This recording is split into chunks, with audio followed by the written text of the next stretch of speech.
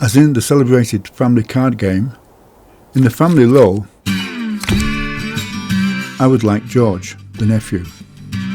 Less centre stage than the action of his cousin Jeff, he has collected a number of first ascents without losing his passion for adventure and the mountains, even at the age of 80.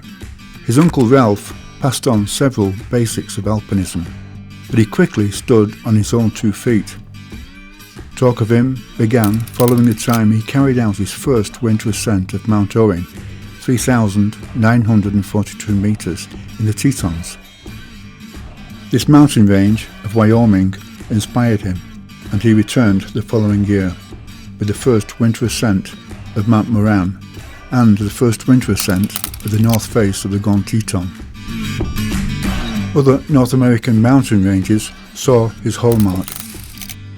In 1971, a change of continents, and his bid for the first ascension of the north face of Juan del Norte. The following year opened with the north face of Mount Alberta, Canadian Rockies.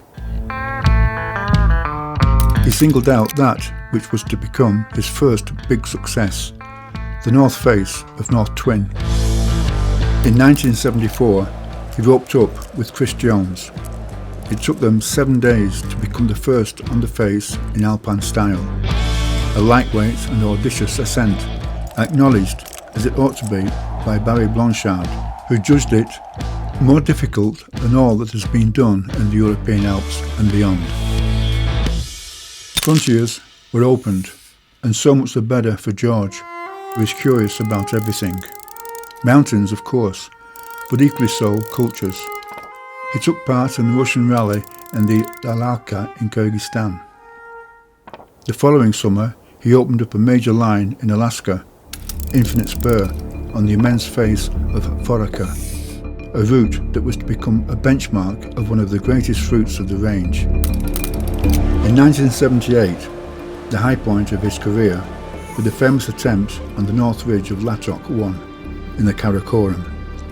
Donini, Michael Kennedy and his cousin Jeff spent 21 days on the mountain, overcoming the main difficulties before finally giving up at around 7,000 metres, only 150 metres from the summit because of the state of Jeff's health. Michael Kennedy suggested, although we didn't reach the summit, we returned with something far more important, our friends alive, which goes to show the brotherhood of the team.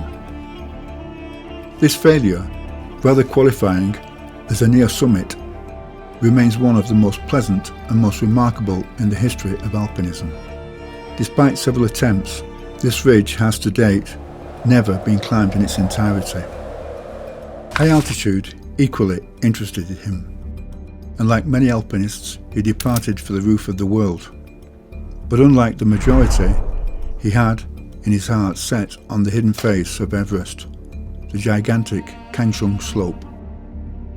After a first attempt in 1981 with a strong international team, George Lowe returned 2 years later to finish the work, and notably to overcome the famous rock buttress of 1,100 metres, which formed the key passage of the route and which carries his name today.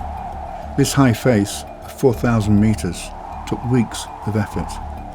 Lowe finally reached the summit on the 9th of October 1983 with Dan Reed and Jay Cassell, several hours after Carlos Bula and Louis Richard. What to do after such a famous success? Surely not retire. George continued to survey the Himalayan peaks with a great attempt on K2 in 1986 and a solo ascent on Dholagiri, followed by a descent in a storm at night. There followed a bunch of climbs and summits that George had dreamed of setting foot on. As a good father, he continued to pass on to his daughters the taste of adventure, passion, and to hang on to life.